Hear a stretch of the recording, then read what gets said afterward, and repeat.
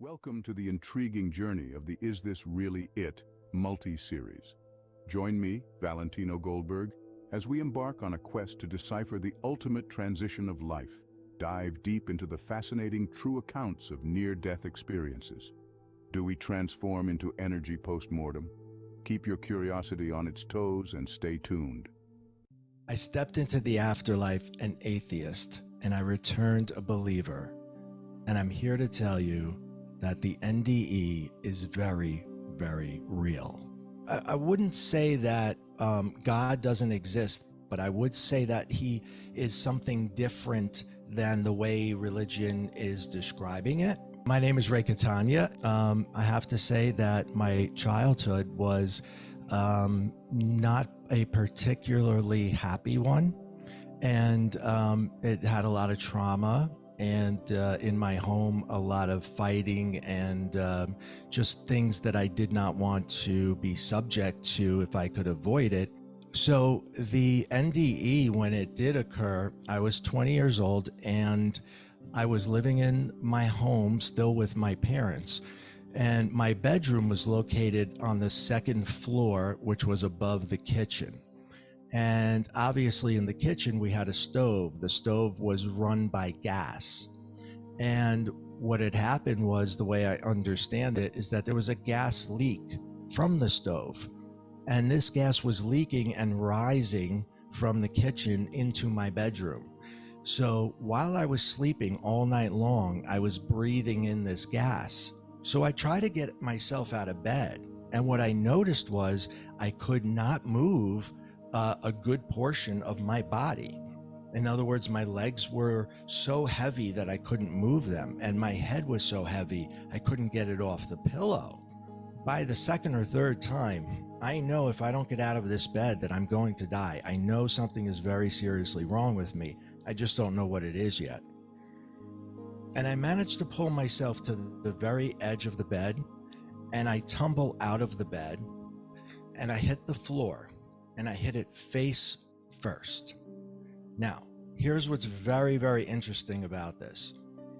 The second I hit the floor, I knew I hit it, but I felt no pain at all. And I thought this was strange, but the reason is because that body was dead.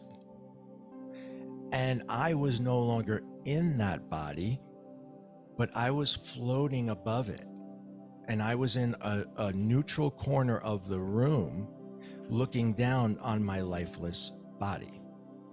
And this didn't frighten me right away. In fact, it didn't frighten me at all. It felt euphoric. It felt like relief. It felt amazing, actually. The colors were more vivid. Everything I was seeing was just more vibrant and alive, even though I'm looking at my dead body.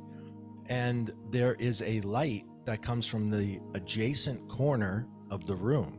And this is a huge white cone-shaped light, like a spotlight, that is shining only on me, not my dead body, my living energy that's floating above it. And as I proceed to go into the light, I'm apprehensive, and there's a being at the end of the light. Can't tell you who it is. I don't know. Male or female, I don't know. But the being says, "It's okay, Ray. You can come into the light. It's okay." And so I felt comfortable, and I proceeded to go in further into the light. And the further I got, the more the euphoria increased. And the feelings, I just wish there was a word that could summarize it, but euphoric is the best word I can possibly think of. It was the most amazing feeling I've ever felt in my entire life. So needless to say, I wanted to continue into the light to the other side. But in that moment, I was looking down at myself, and my father had come running into the room. And this is when he finds me, and he scoops me up and he's distraught. He's crying and he's holding me and he's screaming for the paramedics to come. And, you know, he and I really didn't have a great relationship, to say the least. In fact, I don't even remember how many times he hugged me, but maybe less than 5. And one of them was when I was dead. So I wanted that. I wanted that relationship with my father. I wanted it to be that way. So I thought if I went back that it would be. And I kind of started to ask the being if I could go back. And I was asking by saying, I can't leave him that way. It was almost like I was negotiating to go back. And the next thing I know, when I wake up, I am back in my body. I'm not in that room anymore. I'm on the living room floor, and the paramedics are now working on me diligently with all their tools and their equipment. And they're talking to one another, and they're like, we have to get the truck. We have to get the truck. They're talking about the ambulance. We have to get him in right away, meaning they have to take me to the hospital right away. And I'm like, I feel great. And I'm like, guys, listen, I feel fantastic. I've never felt better. Don't worry about me. I'm good. And they're like, you're not good. You don't realize it, but you are not good. And you have to come to the hospital. And I'm like, but did you see the light? Did you hear the voice? Wasn't that awesome? And now they're looking at me like I'm crazy or insane. I stepped into the afterlife an atheist, and I returned a believer. And I'm here to tell you that the NDE is very, very real. I continue to live my life in a manner that was very self-destructive, because here I am, I'm 20 years old and I don't fear death. So I proceed to put myself into some very precarious situations where I could die. I worked for criminals, and I was in an environment where people would shoot at each other, and I remember in one instance, I was hiding under the bar of this place, and the being tells me how to get out of the bar. It says side door, side door, side door. And I said, no, I can't go out the side door because the shooter's gonna see me. And he says side door, side door, side door. So I said, what have I got to lose? So I go to the side door, I managed to get out, and then there's another long corridor I have to run down and go out another side door, and that leads me to my car. And I never ever parked in that spot with the exception of that day. I don't know what made me park on that side of the building. Normally I would have parked all the way on the other side and probably not have made it. So that in and of itself was very, very strange that I parked there. But what was really strange is this being is guiding me out of the situation. And this happens very often throughout my life. That's one occasion. I can recall another where I was younger and I was swimming in the ocean and I got pulled out to sea by the undertow. And I was very, very far out, and I was trying to swim back in, but I couldn't. I would try to swim and the undertow would keep pushing me back. The lifeguard is not looking at me. He's faced the other way. I'm trying to get anyone's attention because I think I'm going to drown. In fact, I know I am. And no one's looking at me. Everyone else is already out of the water. I'm going down, and here's the being says, calm down, swim sideways, and take as long as you need to get to shore. And that's what I did. Now, how I would never have known to do this. Again, I'm very young, and I swam on an angle and I made it to shore. It took me a very long time, but I was very calm. And when you panic, that's when you die, because you panic and you don't know what to do and you start breathing. I was very relaxed. He made me very calm and just told me what to do, and I did it, and I got to shore. So that's when I had to start coming to terms with the fact that there is something else. What it is, I don't really know just yet until I get all the way to meeting my second wife, but I do know that there is more to life after life. Those that are very religious, when they have an NDE, they sort of see it in the way that they were taught what is supposed to be this and what is supposed to be that according to religion. And listen, they may be right, but what I see from the combination of science and the NDE having a different perspective, I look for things outside the box. Now, I wouldn't say that God doesn't exist, but I would say that he is something different than the way religion is describing it, right? I would say that God is more of a collective consciousness, like Carl Jung described it, and that we are all connected to that entity. And even Jesus, who I believe walked the earth and was an amazing human being, told us God is within you and you are a part of God. So what he's saying is that exact fact, that we are a part of that entity and that entity is a part of us.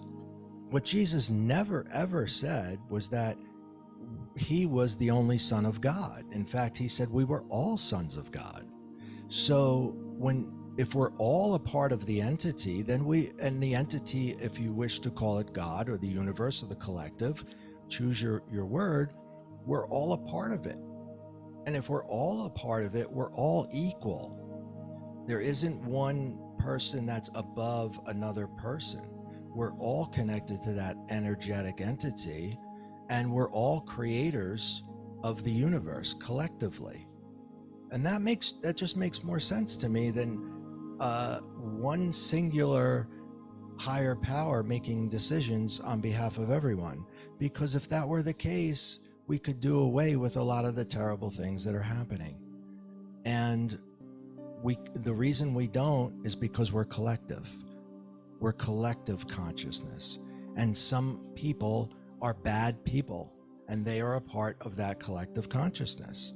And until more people are good and less are bad, and the balance, the tipping point starts to go the other way, that entity doesn't know which way to go because it's made up of us.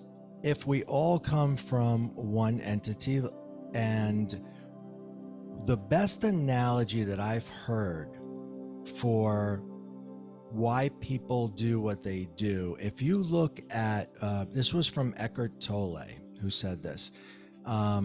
He was asked, why is there evil in the world if we all come from a place of love? And he explained it this way. Imagine that the sun is God, or the universal collective, that oneness, that love that we're all coming from. And the sun makes sure that everything on planet Earth continues to live by sending it energy. So that energy comes to the earth and it's turned into living things, and it keeps living things alive, right? However, when that energy enters another being, what that being chooses to do with that energy, you can't blame the sun for it.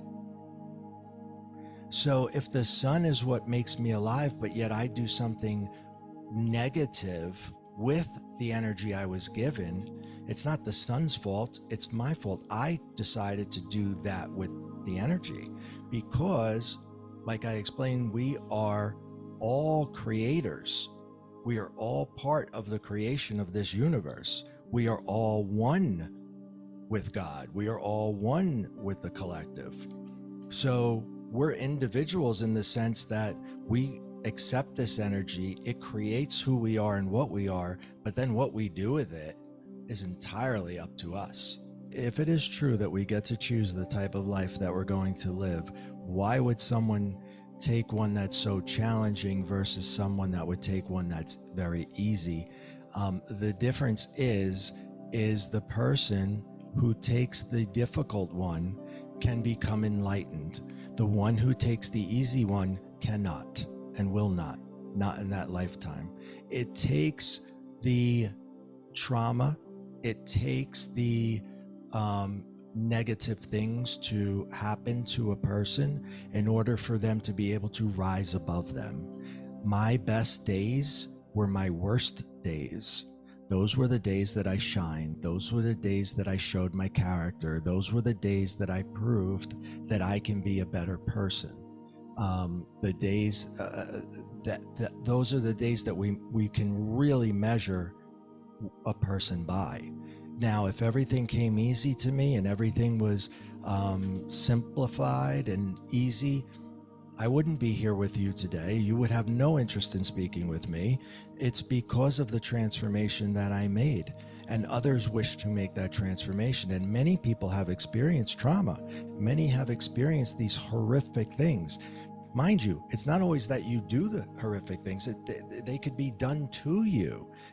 Either way, you are involved in this traumatic experience, and we need to rise above that. And the way to do it is to experience it, become stronger, and move one step closer to enlightenment. Let's look at the Buddha again. He was a prince. He could have anything he wanted delivered right to him. His father said, who was the king, never leave the compound, never go on beyond the walls, because outside there it is terrible. And the Buddha said, well, if I don't get out there, I will never be enlightened, because you can't be enlightened if you only live half of a life, especially if it's the easy half. So he went beyond the walls. He left his parents, his wife and child even, to try to alleviate suffering for all people. And the way he needed to do it, the way he knew he had to do it, was to suffer. So he left with no money, no clothes, no food, no water, nothing. And no one knew who he was, because no one had ever seen his face. No one knew he was a prince. So he was a homeless man for many, many, many years, and endured that type of suffering and eventually became enlightened.